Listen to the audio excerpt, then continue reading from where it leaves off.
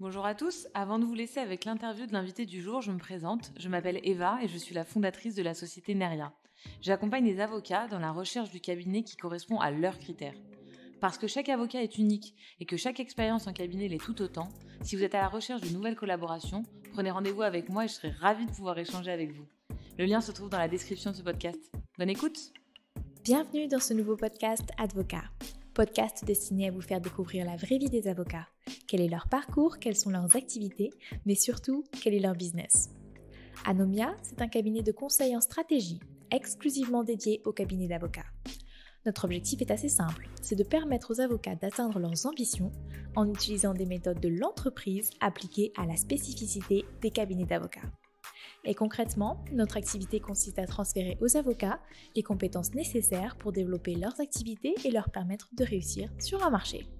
Dans cet épisode, nous explorons les coulisses du droit fiscal avec un invité spécial, Olivier Jeanneret, associé chez Arsène, dont la carrière illustre parfaitement la complexité et la richesse de cette discipline.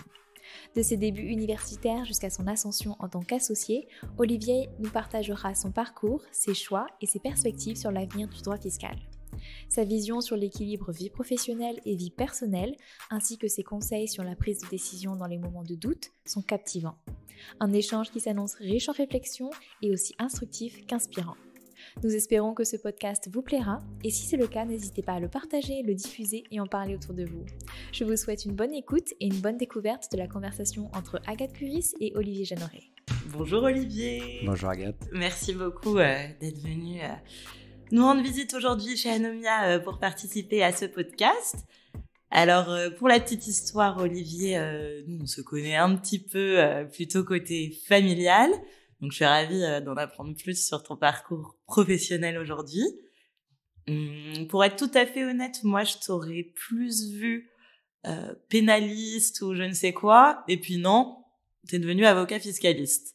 Alors, dis-moi un petit peu comment ça s'est passé et qu'est-ce qui t'a mené à ce choix. Question très directe pour commencer. Bam, attaque. Presque un préjugé. Non, mais c'est parce que t'as du bagou. Donc, je t'aurais bien vu défendre la veuve et l'opprimée. Ça a été une discussion intérieure. Ah, réellement, en plus. tu vois. C'est pas construit pour répondre à cette question particulièrement, mais dans les études de droit, il y avait deux domaines qui m'intéressaient particulièrement. Le droit pénal et le droit fiscal. Pour des raisons complètement différentes. Le droit pénal parce que ça ressemblait à ce qu'on pouvait connaître, en tout cas imaginer quand on est de l'extérieur, qu'on n'est pas encore ni dans les études, ni dans les stages et tout ce qui va autour, avec un peu objection votre honneur qui n'arrive pas du tout chez nous en France, mais c'est ce qu'on a dans l'idée. Et le droit fiscal, pourquoi ? Parce que le droit fiscal a cet attrait de la technicité. D'accord. Et donc, c'est vraiment la jungle intellectuelle qui est autour du droit fiscal qui l'a emporté. Si je suis complètement honnête, il y a quand même un moment où on se dit, quand on devient pénaliste, les années peuvent être longues, très très longues avant d'arriver à quelque chose potentiellement. Là où le droit fiscal, on va dire que c'est plus normé. Et il y a une question de sécurité très probablement qui a poussé dans ce choix, mais les deux étaient dans la balance.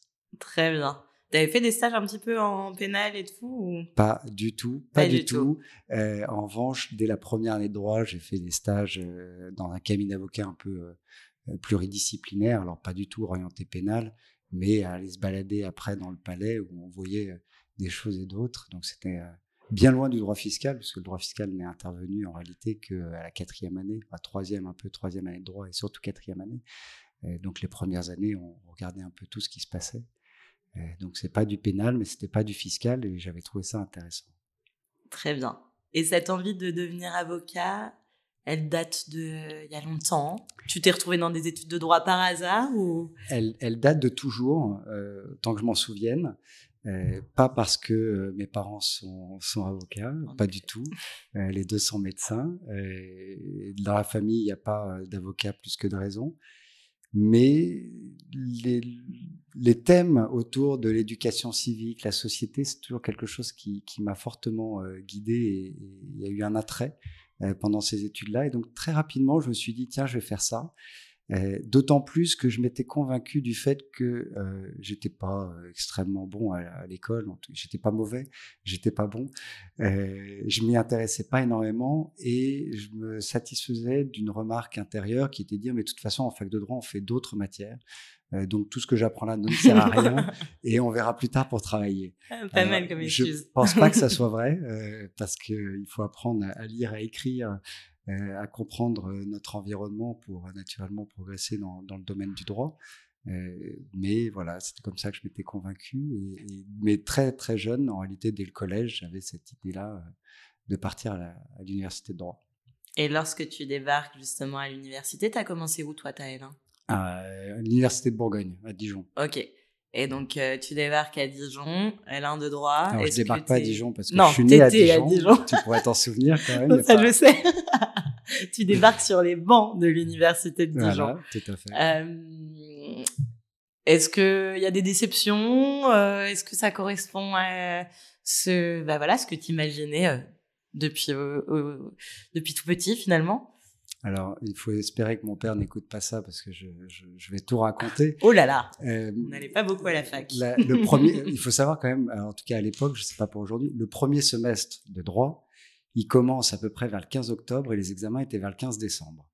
Donc, un semestre qui fait 2 mois, c'était vraiment quelque chose de particulier. Et forcément, arrivant à l'université, on est très attiré par tout ce qui se passe en dehors de l'amphithéâtre. Donc, j'ai passé beaucoup de temps en réalité à l'université, mais sans être en cours. Et il s'est avéré que, en travaillant un peu l'examen, mais pas non plus que ça, j'ai eu des notes très correctes. Oh là là, quel talent. Non mais c'est complètement imbuvable ce que je dis, je suis d'accord. Mais réellement, de toute la scolarité avant, bon, je bossais un peu, j'avais entre 10 et 11, etc. J'étais vraiment dans le ventre mou de chaque classe par laquelle je suis passé. Et là, à l'université, j'avais le souvenir, mes premiers semestres, où j'arrive à 12,5, 13, sur les centaines d'étudiants, je suis dans les 20 premiers, etc. Vraiment, je m'y attendais pas. Et ça a été un peu révélateur, qui était de dire, finalement, cette matière, elle est peut-être vraiment faite pour moi. Et là, j'ai switché en disant, bon, c'était bien marrant, pendant 2-3 mois à pas faire grand-chose. Et j'ai commencé à m'y mettre, j'ai commencé à suivre les cours, à les travailler. Et chaque année, en travaillant un peu plus, les notes ont suivi dans le même trend. Donc voilà, l'amour total a été accompli à l'université de Bourgogne entre les matières du droit et moi. Et donc, université de Bourgogne, tu fais ta licence là-bas ? Alors, je fais les 4 premières années. Ah, les 4 premières années, bah oui, puisque c'était licence et Master 1. Ouais. Avec Master 1, ouais, je suis resté à Dijon pour des raisons très personnelles, puisque mes parents divorçaient à ce moment-là. Et mon grand frère était déjà parti de Dijon. Et il y avait un côté où j'avais pas envie de quitter, notamment mon petit frère, le petit dernier. Oh. Et je m'étais dit, il y a pas de raison de partir par ailleurs. Il y avait le côté personnel et le côté étudiant, où l'université de Bourgogne était une université très réputée. Aujourd'hui, je ne sais pas exactement où est-ce qu'elle est placée, mais à l'époque, en droit, elle était très réputée. Donc, il n'y avait pas de raison particulière. Et un autre constat, c'est qu'il faut mieux être dans les premiers sur une plus petite fac que dans le ventre mou sur une grosse fac. Ouais, complètement. Et être démotivé avec des sales notes dans une grosse fac. Potentiellement. Et puis, c'est sympa de connaître tout le monde, d'être assez proche des professeurs, parce que voilà, c'était le cas. Je ne sais pas du tout à Paris comment c'était en Master 1, mais il y avait une connexion qui se faisait assez simplement entre étudiants et professeurs, donc c'était agréable. Et moi, ça m'a permis derrière, en Master 2, de postuler dans 4 endroits, d'être pris aux 4 endroits et de choisir. Donc, pas mal. Le choix était bon. Donc, Master 2, si je ne dis pas de bêtises, Assas ? Assas, Master 2, droit des affaires et fiscalité. Je reste ouvert, je ne fais pas que de la fiscalité. Même si j'étais déjà intimement convaincu. Un peu geek de la fiscalité. Voilà, un peu convaincu d'aller sur ce terrain-là. Et c'était plutôt des commentaires de personnes que j'avais pu croiser dans les mois et les années qui précédaient, d'essayer de garder une certaine ouverture, même si ça restait du droit des affaires et de la fiscalité, donc ça reste quand même déjà dans une voie dessinée, et là pas complètement sur la fiscalité. C'était j'allais dire encore une fois le bon choix, mais c'est facile de le dire après. Sur le coup, c'était une bonne idée d'aller à Paris. Puisque j'avais postulé à Nancy, à Dijon et 2 à Paris, à Assas et à Sorbonne. Et le choix s'est très vite fait sur l'université de Paris, parce que compte tenu du métier que j'imaginais embrasser, il était pertinent d'être à Paris à ce moment-là. Ok. Donc, master de SAS. Et après, tu passes le barreau directement après? Exactement. Fin du master 2, école je sais pas si ça s'appelle une école, mais pré-barreau, là, Ah, la petite prépa, je rue sais d'Assas, là. même plus si elle s'appelait Dans les pré-barreau ou locaux de la l'autre. Cato, non? Je sais plus. Je t'avoue que Moi, j'ai fait ça. ma mémoire a effacé cette période-là. C'est vraiment le seul moment dans nos études où on trime, parce que j'ai passé 3 mois à ne faire que ça, du matin jusqu'au soir. J'en serais pas capable aujourd'hui. Et heureusement que ça ne se fait qu'une fois. En tout cas, moi, Oui, ça se fait qu'une fois pour les plus talentueux. L'ayant eu le premier coup, ça ne s'est fait qu'une fois. Vraiment, je souhaite à personne d'avoir à le faire 2 ou 3 fois, parce que c'est assez, c'est pesant comme moment, mais quand on l'a, on l'oublie vite, donc tout va bien. Et donc oui, pré-barreau, juillet, août, septembre, examen en septembre, oraux novembre, école d'avocat 1er janvier. Donc EFB. EFB, l'ancienne EFB, rue de Charenton, côté de la Bastille. Ah oui, je suis plus vieux que tu ne le crois. Non, je sais ton âge, mais je ne savais pas que l'EFB était là. Il n'y a pas si longtemps, justement, parce que tu n'es pas si vieux. Alors, je suis pas si vieux, c'est gentil, mais j'ai passé quand même l'examen en 2008. Ah oui, avant que j'ai mon bac. Donc voilà, c'était il y a 15 ans maintenant. En effet. Et alors, l'EFB rue de Charenton, ça donnait quoi? L'EFB rue de Charenton, on va pas beaucoup rue de Charenton, parce que sur 18 mois d'école, il y a déjà 1 an, il y a 12 mois de stage. Une première période de stage de 6 mois au Conseil d'État, dans une sous-section orientée fiscalité. Ok. Voilà. Après, j'ai décidé de faire l'alternance vacances. Donc, cours EFB, vacances, cours EFB, vacances. pendant 6 mois. Il faut voir que les cours EFB sur 6 mois, c'est à peu près, à l'époque en tout cas, 2 mois et quelques de cours. Donc, ça m'a laissé quelques vacances avant d'enchaîner sur un stage dans un cabinet anglo-saxon où j'ai bien fait de faire de l'alternance vacances avec tout ça. Et voilà, où j'ai fait la dernière touche à mon CV avant de commencer en tant qu'avocat. C'était où ce stage final? C'était dans le cabinet Sullivan & Cromwell, qui est un cabinet américain. En fiscalité? En fiscalité, toujours. À partir du Master 2, je n'ai fait que des stages en fiscalité. Ta passion s'est confirmée. Et ma passion s'est confirmée, elle se confirme chaque jour. Oh, c'est beau. Donc, chez Sullivan, ça. Oui. Et à l'issue de ce stage, tu te dis, bon, les gros cabinets... Non, à l'issue de ce stage... j'ai tout fait pour être embauché là-bas. Ah. Et j'osais dire que mes qualités n'étaient pas remises en cause, mais il y a eu une bagarre de chapelle. Et où l'un voulait m'embaucher et l'autre ne voulait pas. Et comme il n'y a pas eu consensus, et a priori l'autre ne voulait pas parce que le premier voulait. C'était pas contre moi. Non mais voilà. Bon, après c'est ce que j'ai ressenti, ce que j'ai vu, ressenti et un peu entendu. Ça se trouve, je suis complètement à côté de la plaque. Mais voilà, c'est une histoire qui m'a pas concerné et en même temps j'étais un peu un dommage collatéral. Mais au final, bien m'en a pris puisque parallèlement j'ai postulé, comme on fait tous quand on est en stage final, c'est-à-dire que même si ça se passe bien là où on postule quand même ailleurs. Oui. Quand j'avais su que Sullivan & Cromwell réfléchissait à me conserver, j'avais envoyé que quelques CV, et vraiment j'ai dû en envoyer 3-4. Ça m'a permis de passer 2-3 entretiens, dont chez Arsène, où je suis aujourd'hui, 13 ans plus tard. Et chez Arsène, ils m'ont dit oui tout de suite. Et donc, je m'étais dit intérieurement, maintenant, comme j'ai dit oui à un cabinet, ça sera Sullivan ou Arsène, et j'ai arrêté de postuler où que ce soit ailleurs. Et finalement, fin juin, j'ai terminé chez Sullivan. Le 4 octobre 2010, j'ai commencé chez Arsène.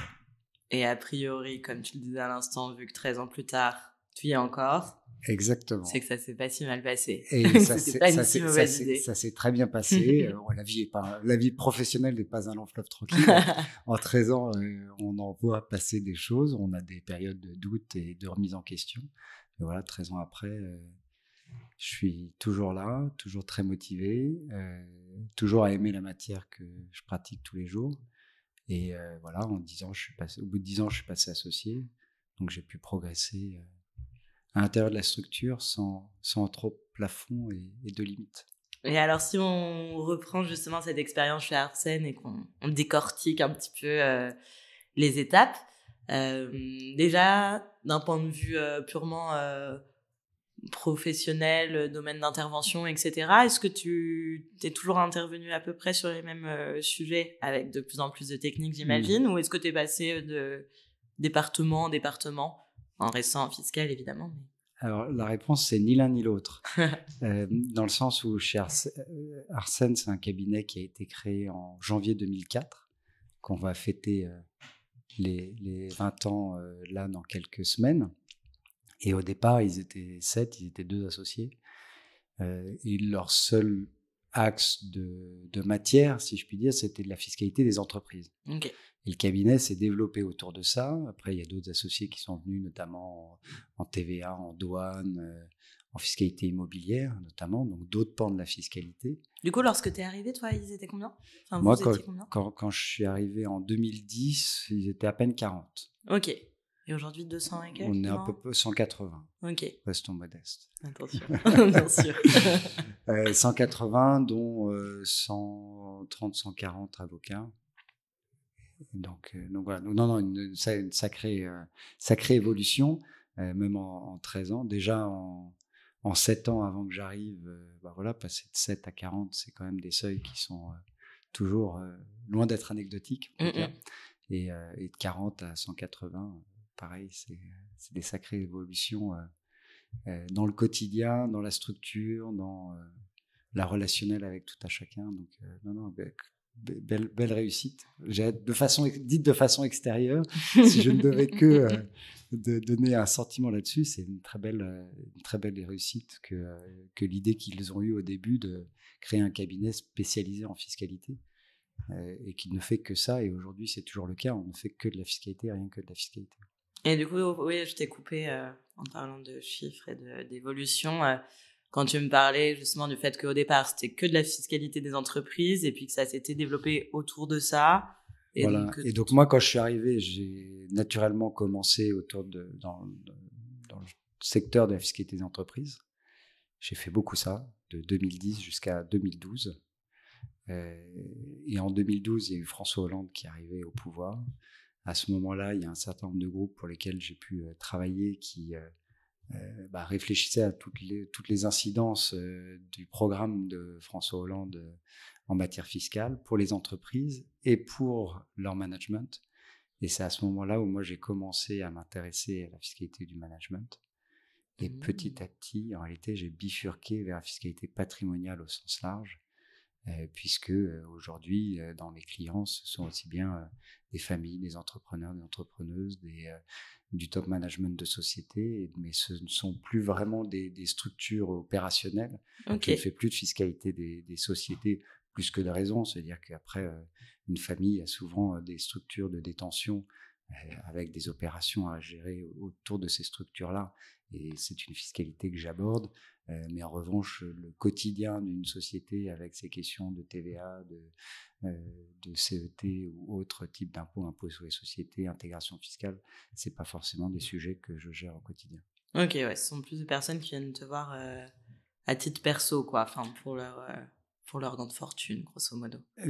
Pour la gestion de ce qu'ils ont créé, pour certains, parce qu'une fois que vous avez créé votre entreprise, il y a la question des autres moments de cette entreprise qui peuvent être anticipés, la cession, la restructuration, l'intégration de nouveaux associés, de la construction en achetant d'autres entreprises concurrentes en la matière. Il y a les questions de transmission naturellement, mais voilà, c'est vraiment tout cet ensemble-là qu'on est amené à traiter aujourd'hui. Très bien.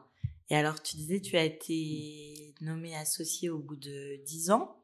Donc, il y a quoi? Il y a 3 ans.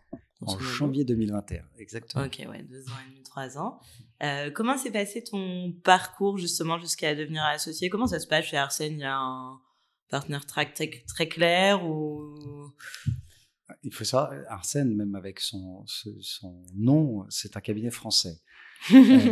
Donc, un track très clair dans un cabinet français, c'est un peu antinomique. Et je le dis en toute sympathie. Donc non, il n'y a pas du tout de track très clair. Au fur et à mesure des années, il y a un peu de...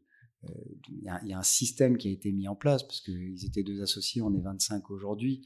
Donc forcément, plus on se construit, plus on repousse côté artisanal et plus on essaye de mettre des règles pour que ça soit lisible.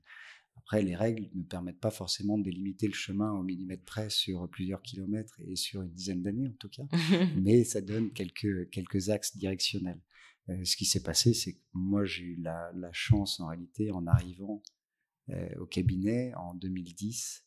Alors de façon étonnante, parce que ce que je vais dire peut être contradictoire, j'ai passé les 3 premiers mois les plus horribles de ma vie. Ah oui? Oui. Pourquoi? Parce qu'on te faisait trop bosser, parce qu'ils n'étaient pas gentils? Pas parce qu'on me faisait trop bosser. Bon, je bossais, mais j'étais venu pour bosser, donc j'avais pas trop de difficultés à ça. Non, c'est simplement cabinet français. Il y en a qui étaient en stage qui sont restés. Il y a des juniors, des seniors qui sont là. Ils m'ont vu comme étant un peu... Ah, tu viens de chez Sullivan et Cromwell, un cabinet américain. Si tu es là, c'est que tu n'avais pas envie d'être là en réalité. Tu avais envie d'être ailleurs. Tu es là par défaut.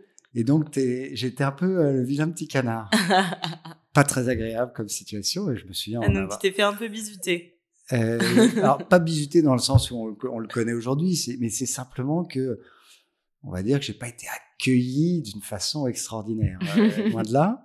Et j'ai le souvenir, parce que j'allais même au cabinet, la boule au ventre, j'avais qu'une envie, c'était de partir, etc. J'en parlais beaucoup avec mon père à l'époque.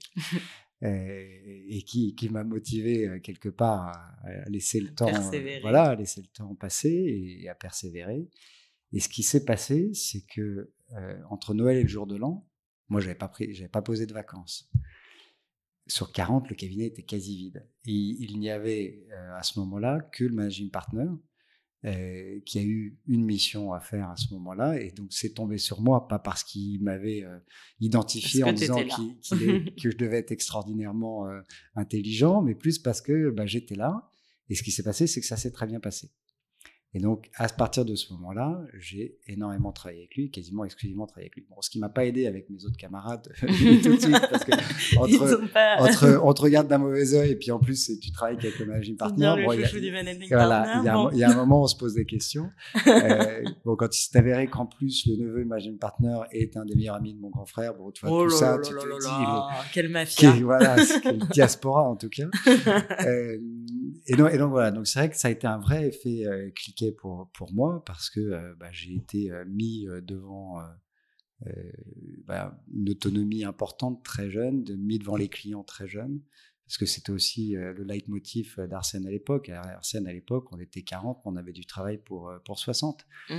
Donc, on regardait pas la vitesse de la voiture, on avançait, c'est tout, quoi. Il fallait y aller, il y avait du boulot, on le faisait, on enchaînait les heures, les nuits, c'était assez dans un climat un peu start-up, quelque part. Ouais.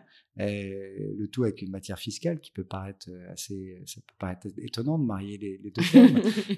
Mais voilà, et donc c'est comme ça que moi, ma carrière s'est construite. Elle s'est construite autour de Frédéric de Nieuwdam, qui était celui qui a créé le cabinet, l'un des deux qui a créé le cabinet. Et c'est petit à petit... Comme tu le sais, avec mon franc-parler, je lui ai très très vite parlé d'association. Je pense que j'avais même pas passé une année avec lui que déjà je lui parlais de alors c'est où, quand, comment, pourquoi. Et on a fait ça en réalité pendant 10 ans. Pendant 10 ans, on en a parlé de façon régulière. C'était pas un débat du oui ou du non. C'était pas si, c'était quand.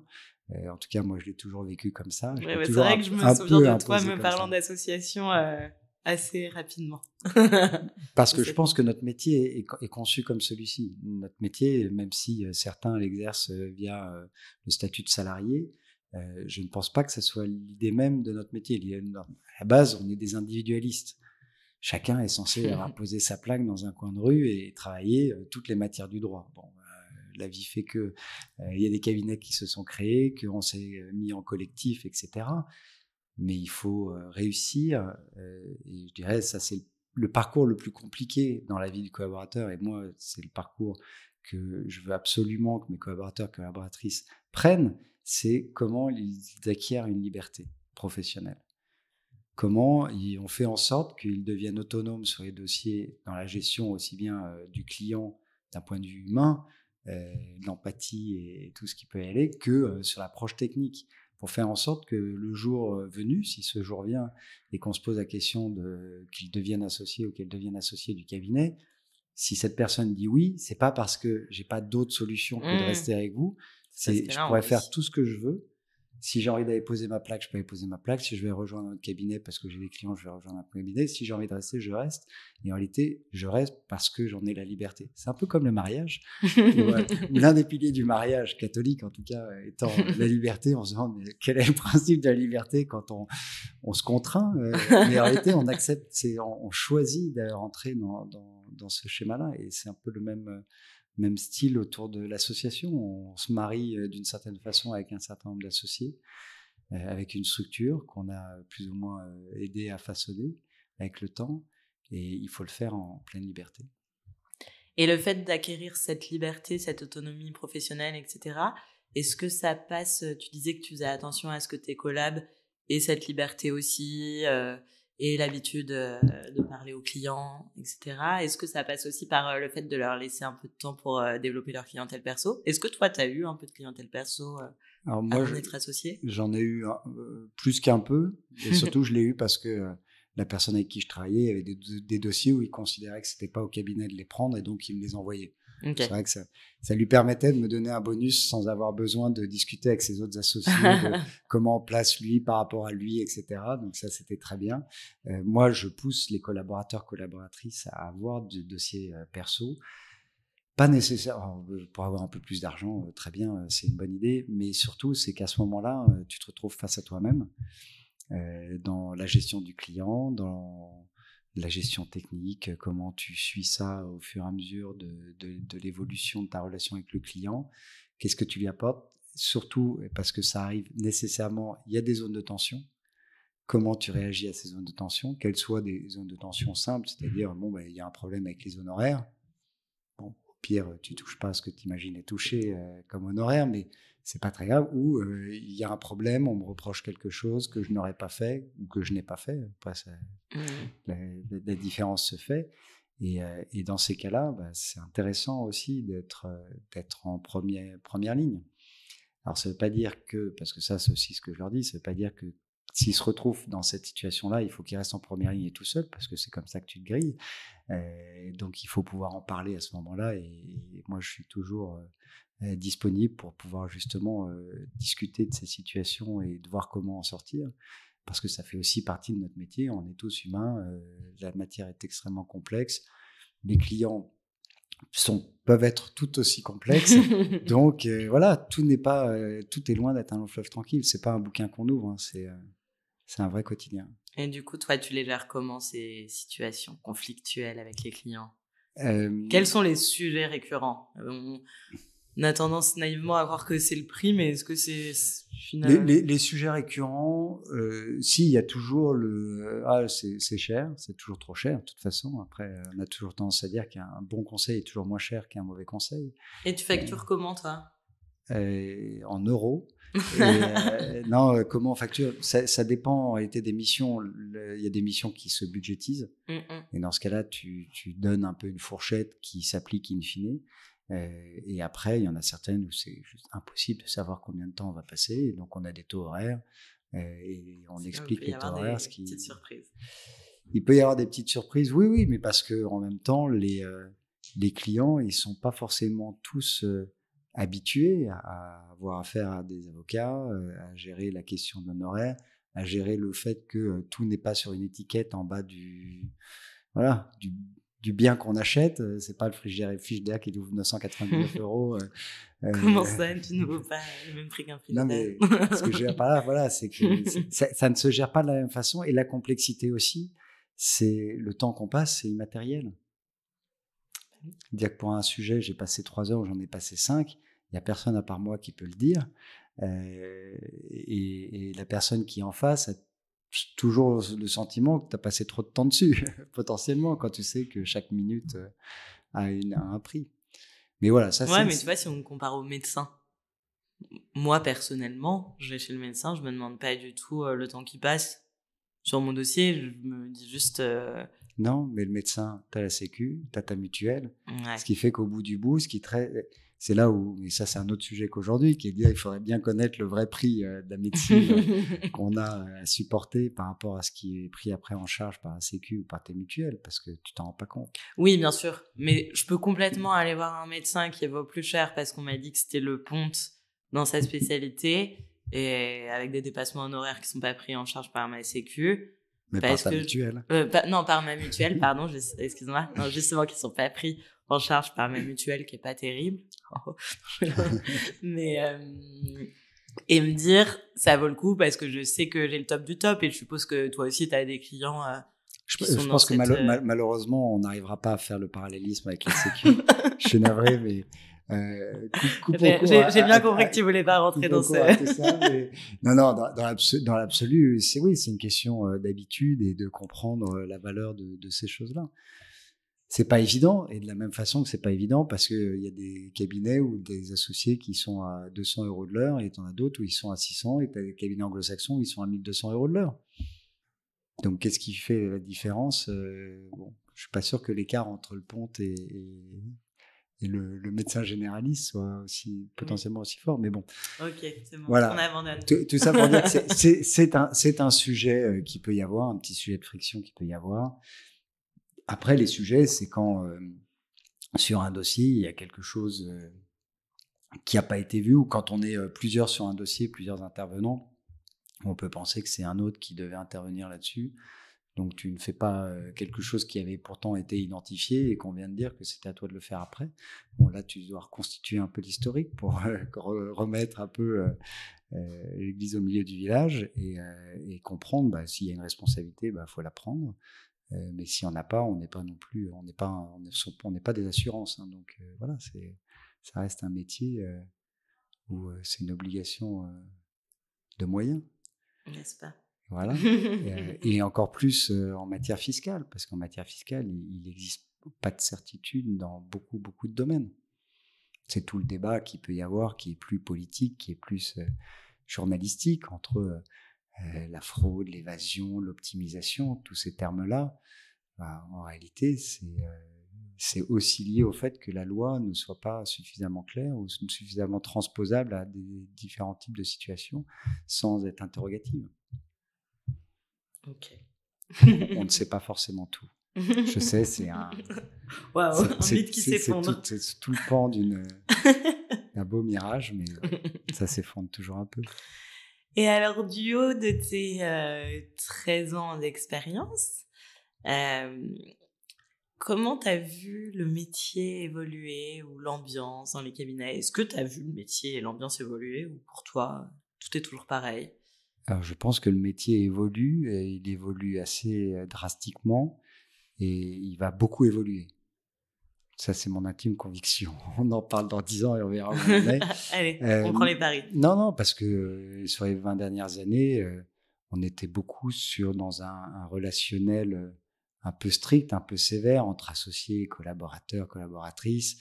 Il y avait un peu le côté où on était vraiment totalement à la merci, où on donnait tout pour sa structure et pour l'associé avec qui on travaillait. Ça ne voulait pas dire qu'il n'y avait pas de retour, notamment financier en la matière. Mais aujourd'hui, ce n'est pas ce qui est recherché par la plupart de celles et ceux qui rentrent dans cette profession. Et je ne pense pas que notre métier valide en réalité cette projection de un peu bourreau, maître, élève, victime, tu vois, où tu ne sais pas trop à quel moment qui est qui dans tout ça. On va dire que la nouvelle génération valide pas trop. En mon temps... Exactement. Après, je dis ça, j'ai jamais été maltraité, hein, j'ai jamais reçu Il y a toujours des mythes comme quoi certains ont pu recevoir des codes à la figure ou des choses comme ça. Moi, je l'ai jamais reçu, je l'ai jamais vu de mes propres yeux, donc je tiens à le dire. Mais après, c'est sûr que moi, j'ai passé toutes les premières années à ne faire que travailler, du matin jusqu'au soir, la nuit, tard, les week-ends, à avoir à peine quelques semaines de vacances dans l'année, et vraiment à peine, parce que quand on a 5 semaines, mais qu'il y en a 3 que tu passes à dormir ou à te reposer, c'est pas ce que j'appelle des vacances. Ça s'appelle du repos forcé. Et donc voilà, donc c'est sûr que ce côté-là, mais même moi, j'en veux plus. C'est-à-dire que moi, je l'ai vécu parce que c'était un momentum où ça existait encore, et le cabinet avait cette taille et ce côté start-up qui pousse un peu les organismes. Mais aujourd'hui, moi, à 19h15, je suis parti tous les soirs, je retrouve mes filles, je m'occupe de mes filles. Je peux me remettre à travailler s'il le faut, mais vraiment, c'est que si j'ai pas le choix. Et je fais, d'ailleurs, ça, j'espère que les clients n'écouteront pas cette partie-là, c'est que je prends le dernier rendez-vous à 18h, j'en prends pas après, parce que je sais que sinon, je peux pas être là pour mes filles, et ça me va pas. Très bien. Et c'est plutôt pratique parce que ça permet aux collaborateurs, collaboratrices qui travaillent avec moi de connaître les limites, et de connaître les limites dans lesquelles eux, ils pourraient être amenés à intervenir dans des réunions, et donc de leur permettre aussi de se projeter. Alors, s'ils ont déjà des familles, de pouvoir marier les deux. Si c'est pas le cas, de se dire que c'est tout à fait possible d'évoluer. Alors aujourd'hui, je suis quand même encore, même en faisant ça, je suis quand même un modèle un peu particulier. Même au cabinet. Oui, tu veux dire que dans les associés, finalement, il n'y en a pas tant que ça qui vont partir à 19h pour s'occuper de leur fille. Non, faut pas croire en écoutant ça que c'est tout le monde comme ça. Non, je suis un peu précurseur, je sais pas si c'est vraiment le terme, parce que j'ose espérer que vraiment de tendance, ça ne serait pas comme ça qu'il faut le qualifier. Mais en tout cas, je reste un peu atypique, même au sein du cabinet, tout en étant un homme en plus. Donc ça crée... c'est plus facile pour un homme de faire ça que pour une femme, j'en suis intimement convaincu. Un homme, tout le monde va respecter le fait qu'il fasse ça. C'est totalement injuste et inégalitaire. C'est qu'un homme, on trouve ça extraordinaire qu'il s'occupe de ses enfants. Et une femme, on va dire, donc encore, tu peux pas être là parce que tu as tes enfants. Donc vraiment, j'en suis navré, mais il faut faire évoluer ça. Voilà, tu vas déjà tenter de faire évoluer ça chez Arsène, et puis exactement. Après, quand tu seras président, Et du coup, ça m'amène à une autre question, mais à laquelle tu as déjà répondu. Tu n'as du coup aucune frustration de voir que les collabs d'aujourd'hui travaillent moins que toi lorsque tu étais collab, quoi.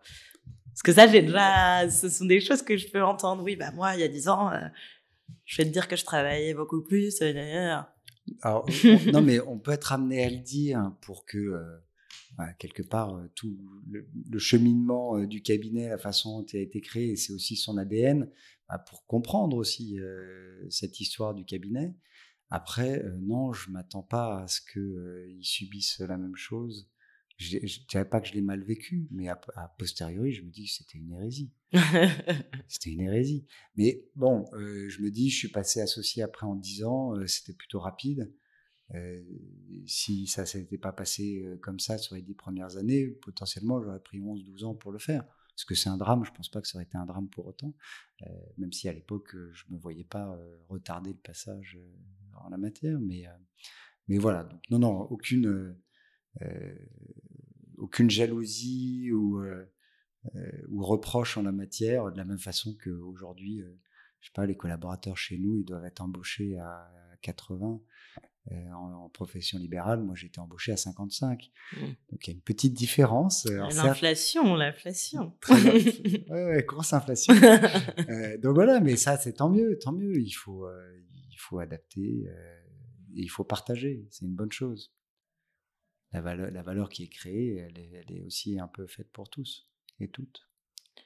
Et tu me disais tout à l'heure que pour toi, en effet, c'était un métier qui évoluait beaucoup et qu'il y allait encore avoir des évolutions drastiques. On a parlé du volume de travail, etc. Quelles autres évolutions t'identifies ? Ce qui est certain, dans les choses plus faciles à conceptualiser, c'est le lieu de travail, la façon dont on gère notre quotidien, le télétravail, le fait de vivre... potentiellement pas à Paris, à 10 minutes à pied du cabinet, Ça, ce sont des choses qui vont évoluer. Je suis plutôt convaincu. Mais non, davantage dans le partage de la valeur. Aujourd'hui, il y a un peu le côté, tous les cabinets font comme ça, qui est de dire quel est le minimum que je peux payer à un collaborateur, une collaboratrice. Et tout le reste, c'est pour moi. Ou c'est pour nous en tant qu'associés. Voilà, je pense qu'il y a d'autres méthodes qui vont naître, très probablement pour quelque part embarquer davantage tout à chacun qui participe à la création de la valeur et pas uniquement en opposition à ce que font les autres en disant tiens, nous on paye à 80, maintenant le marché paye à 85, tiens, on se recale juste à 85. Non, il faut trouver d'autres méthodologies. Tu le vois partout, toutes les grandes entreprises, il y a les projets de loi sur le partage de la valeur, tu sens qu'il y a quelque chose, il y a un débat sociétal autour de ça qui est... Ensuite, il y a quand même pas mal de partage. Mécanismes de primes, etc., qui reviennent à des mécanismes d'intéressement en entreprise classique. Oui, mais toute une question de quantum. Ouais. Si tu poses la question à tout collaborateur, collaboratrice de n'importe quel cabinet, ils te diront tous qu'ils ne sont pas assez payés. Oui, mais je pense que si tu poses la question à n'importe quel salarié de n'importe quelle entreprise, on te dira tous. Et de la même façon que tu pourras poser la question à une grande majorité des associés de tous les cabinets, qui vont dire mais ils sont déjà trop payés. Non, et la même chose sur les salariés. Donc il faut peut-être sortir de ce schéma totalement binaire. Ok. Pour une petite direction communiste. Non, à laquelle je ne m'attendais pas. Tu ne t'y attendais pas, je m'en rends compte. De là à dire que c'est politisé, je ne suis pas d'accord. Très bien. Et alors aujourd'hui, vous êtes combien d'associés chez Arsène ? On est 25 associés. Ok. Et 25 associés en combien ? Toi, tu as des associés au sein de ton département, de ton pôle ? Voilà, moi, le département qui n'existait pas quand j'ai commencé à m'intéresser vraiment à la fiscalité patrimoniale. Il y avait des associés qui pouvaient avoir quelques clients sous cette bannière-là, mais sans avoir créé au cabinet un département, fait des embauches spécifiques en la matière, communiquer, écrire des articles dans les magazines spécialisés, etc. Donc tout ça, moi je m'en suis occupé et le cabinet m'a permis de me développer là-dedans avant de devenir associé. Okay. Et donc du coup, voilà, aujourd'hui on est... alors moi je suis totalement dédié à cette matière, j'ai 2 autres associés qui y touchent de façon plus que résiduelle, ils ont vraiment une practice en la matière. Et après, on est une petite quinzaine en tout, donc pas mal de collaborateurs, collaboratrices qui sont dédiés à cela, et il y a un vrai potentiel en plus. Et comment ça fonctionne pour aller chercher des clients globalement? Est-ce que tout repose sur la notoriété d'Arsène, etc., qui est quand même un cabinet de niche en fiscal très réputé maintenant? Ou est-ce que globalement, il y a des efforts à faire, vous le sentez, vous le voyez, vous en faites je vais relier ça avec l'idée de la liberté. Comment tu aides des collaborateurs, collaboratrices à aller atteindre cette liberté professionnelle, c'est de comprendre son marché et de savoir comment aller naviguer sur ce marché-là. Après, je ne dirais pas que tout vient à un moment ou à un autre. Tu fais du développement, tu es dans des conférences, tu écris des articles, tu rencontres des gens. Il y a un moment donné où, à force d'avoir planté comme ça un peu partout, les herbes, elles poussent et tu peux récolter. Ce qui s'est passé, moi, c'est vraiment ce que j'ai pu faire, le moment où, avant de passer associé, où j'ai commencé à rencontrer plein de family office, de notaires, de banques, voilà, de comprendre comment tout le monde interagissait. Qui étaient des clients ou des personnes que tu contactais comme ça pour échanger avec eux? Ça pouvait être, voilà, c'est des personnes qu'on peut rencontrer sur un dossier, tu vas boire un verre, tu vas déjeuner, toutes ces choses-là, en réalité, moi, je passe quasiment la moitié de mon temps à faire du développement. Ah bah, c'était ma prochaine question. Voilà. Okay. Non, mais ouais, un gros tiers de mon temps. Après, on a la chance chez Arsène, c'est qu'Arsène est devenu une marque. Il y a très peu de cabinets avocats, je pense, qui peuvent se prévaloir d'une marque en matière fiscale, en tout cas. Si je regarde juste ce qu'on a, on en a quelques-uns, mais on n'est pas nombreux. Donc, cette marque porte, mais la marque ne suffit pas. Mais heureusement, tout va bien. Ça veut dire que l'être humain est encore au centre de tout cela. Et non, le développement, c'est beaucoup de relationnel, dans le bon sens du terme. C'est pas des petites affaires entre amis, c'est apprendre à se connaître, que les gens te connaissent, que nous, on a beaucoup écrit des articles qui faisaient parfois des dizaines et des dizaines de pages sur des thèmes techniques extrêmement complexes et qui intéressent. Et donc, ça veut dire que tu crées une crédibilité autour d'Arsène et de ton nom de façon plus spécifique sur des thématiques. Et ce qui fait qu'après, on est dans un marché qui est intermédiaire, en quelque sorte. Moi, je fais beaucoup, c'est du B2B2C. C'est-à-dire que le client final, il vient rarement me voir directement. Ok. Il est toujours tiens, j'ai mon banquier, j'ai besoin d'un avocat parce que mon avocat part à la retraite et qu'il n'a pas prévu de successeur ou de successrice, j'ai besoin d'un avocat. Là, le banquier qui me connaît, il me donne mon nom comme il peut donner un ou deux autres noms à côté, et puis le client finit par choisir. Et c'est ça, en réalité, dans les 3/4, si ce n'est plus, des clients que moi je peux avoir sur les dernières années, c'est toujours de l'intermédiaire. Donc, ça facilite quelque part, parce que aller chercher le client final, c'est pas évident. Ouais. Savoir ce qui l'intéresse, à quel moment ça l'intéresse. Surtout en B2C, c'est plus délicat. Voilà. Alors que, connaître quelqu'un, certaines banques, certains notaires, certains family office, ça permet, comme cela, d'être au bon moment, au bon endroit. Et les actions de notoriété que tu as menées, donc tu parlais d'articles, qui étaient plutôt donc des articles scientifiques à destination de confrères, quoi, de confrères, techniciens. Voilà, quoi. de techniciens, de family office. Donc encore une fois, pas du client final pour le coup. D'ingénieurs patrimoniaux de banque, etc. Donc il y a ces articles-là. Après, il y a des interviews type Echo, Challenge, etc. Ouais. Et tous ces trucs-là, tu les obtiens comment ? Alors, ce qui se passe, c'est que nous, on a une agence qui s'appelle Enderby et qui, c'est avec une agence qui travaille pour nous placer, tout en sachant que, en toute humilité, je suis le produit le plus facile à placer. Parce que je parle de fiscalité patrimoniale. Oui, donc tu parles aux gens j'arrive à parler à un grand pourcentage de la population. Là où mon associé est en prix de transfert ou en TVA, ça peut être un petit peu moins mainstream. Glamour, je ne sais pas. Tout ça, c'est une question de passion. Mais voilà, c'est moins mainstream. Donc, pour moi, je suis un peu le produit le plus facile. Toutes les revues, Le Revenu, Le Particulier, Challenge, Les Échos. Voilà, ça c'est, on va dire, de la presse papier quotidienne ou hebdomadaire. Et après, moi, là, depuis peu, je passe régulièrement sur BFM Business. J'ai vu ça. Tout pour investir. Et ça, c'est une intervention qui est dès le départ définie comme régulière ou non. C'est en fonction des sujets ? Non, c'est une émission qui a démarré, donc c'est Tout pour investir sur BFM Business avec Lorraine Goumont, et qui a démarré fin août. Ils ont, je crois, 4 invités par matinée. Donc, tu vois, 5 jours par semaine, toutes les semaines de l'année, ça fait quand même un volume important. Et ils n'avaient personne pour parler de fiscalité. Moi, je suis intervenu sur un premier thème qu'ils avaient défini. Et ça s'est bien passé. Et du coup, ils sont plutôt preneurs d'une récurrence, parce que c'est pour eux plutôt bien d'avoir des visages qui reviennent.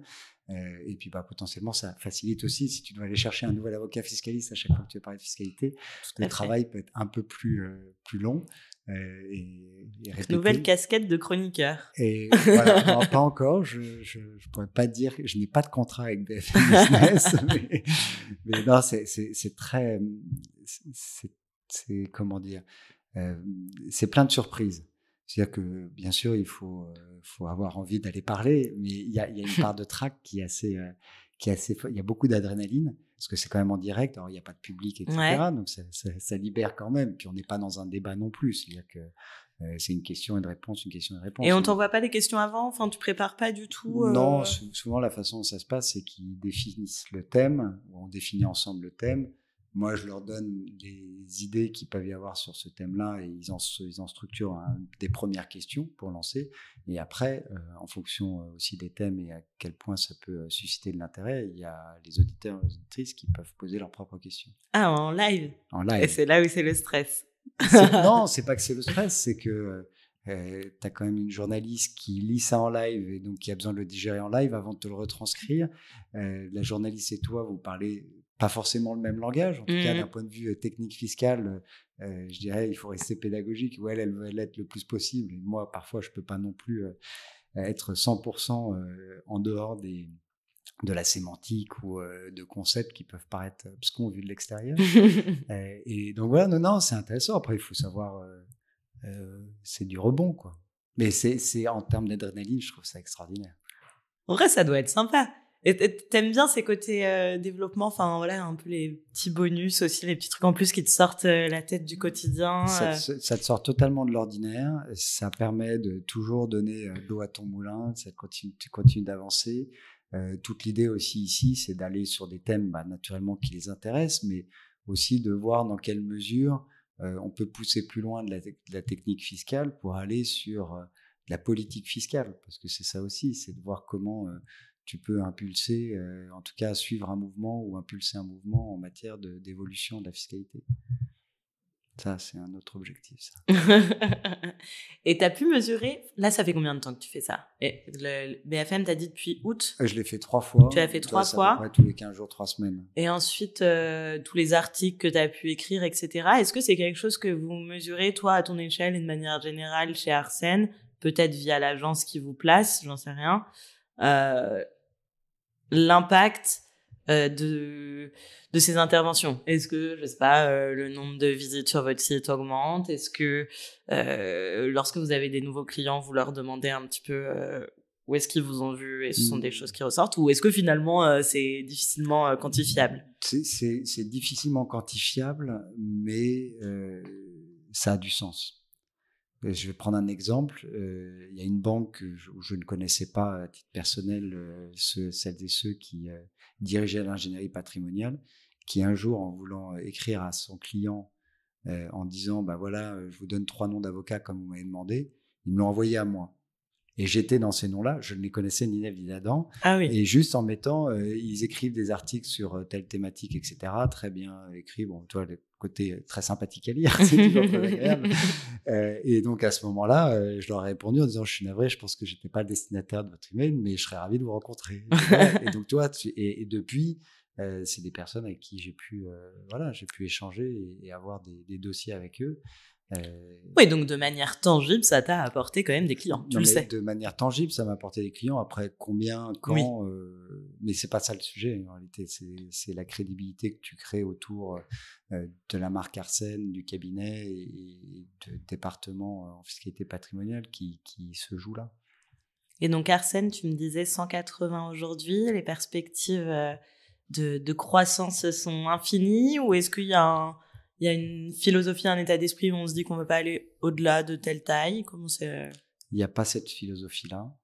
En tout cas, moi, je l'ai jamais ressenti.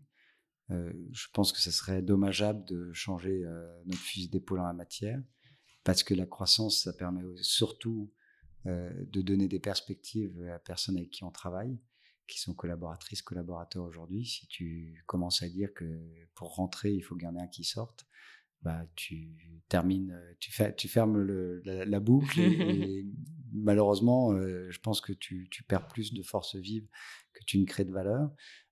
Et puis surtout, on a un marché qui est extraordinaire. La fiscalité, quand tout va bien, il y a de la fiscalité. Quand tout va mal, il y a de la fiscalité. Quand ça va ni bien ni mal, il y a de la fiscalité. Non, mais c'est pour ça. Et nous, on a notre sécu à nous, si je puis dire, c'est l'administration fiscale. Quand l'administration fiscale, tu vas toujours venir vous mettre des petits bâtons dans les roues, quoi qu'il arrive. Non, je dirais pas ça, parce que non, mais on travaille en très bonne intelligence avec l'administration fiscale. L'idée, c'est dans l'intérêt des clients d'avoir de bonnes relations avec l'administration fiscale. Mais quand l'administration fiscale commence un contrôle fiscal d'un client, c'est un dossier qu'on n'avait pas anticipé nécessairement. Donc ça crée du volume, ça crée des dossiers supplémentaires à suivre et donc voilà, c'est un peu, comme je disais, notre sécu à nous là-dessus. Mais si je regarde juste la fiscalité patrimoniale, et si des personnes veulent faire de la fiscalité, qu'ils aillent en fiscalité patrimoniale, parce que déjà, c'est une matière qui est extraordinaire de lien avec les autres matières, parce qu'on ne fait pas de fiscalité patrimoniale sans faire du droit civil, du droit de succession, du droit matrimonial, du droit des sociétés. Donc tout ça est imbriqué nécessairement, donc on ne s'ennuie pas. Et derrière, on a un terrain de jeu qui est fabuleux parce que y a de plus en plus de personnes qui ont des besoins en la matière, que ces personnes-là se rendent compte qu'ils ont ces besoins-là et qu'en plus, historiquement, les personnes qui étaient déjà accompagnées étaient accompagnées par des généralistes. Parce que il y a 40 ans, les gens étaient généralistes. Il n'y avait pas des spécialistes en matière de fiscalité patrimoniale. Aujourd'hui, les quelques confrères, consoeurs qui ont autour de 60 ans, ils ne sont pas très, très nombreux à être marqués sous ce sceau-là. Et donc voilà, donc il y a vraiment un boom avec justement le papy boom qu'on va aborder, qui fait qu'il y a une demande qui ne fait que croître et on n'est pas très très nombreux en réalité sur le marché en la matière. Ok, donc un conseil pour les étudiants en droit, go en fiscalité patrimoniale, quoi. Nécessairement. Histoire d'agrandir son équipe. Histoire d'agrandir l'équipe voilà, nous on a à peu près tous les 6 mois une nouvelle personne qui arrive. Ah ouais. Ça va devenir la plus grosse équipe chez Arsène. Alors, pas encore. Il y en a quelques-unes qui sont sacrément étoffées. Mais c'est sûr que nous, ce n'est qu'une équipe. On est une petite quinzaine. Mais déjà, en étant une petite quinzaine, on est l'un des plus gros cabinets en matière patrimoniale à Paris. Parce que la plupart de nos concurrents sont plutôt constitués sous forme de boutique. Et il peut y avoir 1 ou 2 associés, quelques collaborateurs, collaboratrices. Mais souvent, ça reste assez intimiste. Donc, nous, avec une quinzaine, on a une force de frappe qui est bien là. Sur tes 13 ans d'expérience, question un peu intense, un peu profonde. Laquelle j'ai préférée? La 12e. Non, est-ce qu'il y a quelque chose que tu aurais fait différemment, un truc où tu t'es planté et là tu pourrais donner un petit conseil de dire ne faites jamais ça, ou est-ce que tu es bien dans tes baskets avec tout ce que tu as entrepris sur ces 13 ans? En fait, je pense que j'ai eu beaucoup de chance à des périodes où j'ai eu des doutes. Parce que forcément, quand tu passes autant de temps dans le même cabinet, surtout quand tu as aux alentours de 4-5 ans d'ancienneté, il y a les chasseurs de tête qui t'appellent à peu près entre 1 à 2 fois par semaine. Mais vraiment, et c'est pas parce que tu es bon ou pas bon, quoi que ce soit. C'est juste parce que il y a une demande qui est vraiment sur cette ancienneté-là. Et ce qui s'est passé, c'est que moi, j'ai perdu ma mère en 2018. Et c'est vrai que ça a été un grand moment de remise en question de beaucoup de choses. Et voilà, j'ai eu l'occasion, par exemple, à ce moment-là, de faire un détachement dans une entreprise. Et donc, ça m'a permis de me couper un peu du cabinet, du quotidien. T'as fait ça pendant combien de temps? J'ai fait ça pendant presque 6 mois. Ok. Et donc, voilà. Donc, quand il y a eu des moments comme ça de doute, j'ai pu avoir ça comme un peu échappatoire. J'ai toujours répondu à quelques chasseurs de tête, mais pas trop, tu vois. J'en avais choisi un avec qui j'avais une certaine confiance, qui m'avait proposé. Voilà, j'ai passé quelques entretiens à droite à gauche pour voir ce que ça donnait, mais j'ai jamais été plus loin au final. Te rassurer sur ta valeur sur le marché, non. C'est pas forcément la valeur mais sur le marché. Voir un peu ce qui se fait aussi. C'était de se dire, on va pas finir idiot, quoi. Si je finis associé ici, et que tout se passe bien, je touche du bois, que je passe encore 30 ans comme ça. J'aurais fait toute ma carrière dans un seul et même cabinet. Donc, au moins que j'ai pu passer des entretiens pour savoir si à un moment je voulais partir ailleurs. Donc non, ça c'est sûr que c'est des discussions qui sont saines, je trouve saines à avoir. Et après, à chaque fois que j'ai dû vraiment les mettre en perspective, réellement le projet Arsène était sans commune mesure bien devant les autres. Superbe. Donc non, souvent des périodes de doute. Mais j'ai pas eu le sentiment d'avoir fait le pas de côté qui fasse tout exploser, si je puis dire. Et après. Non, mais petite prise de distance quand même. Voilà, essayer de pas jamais réagir à chaud.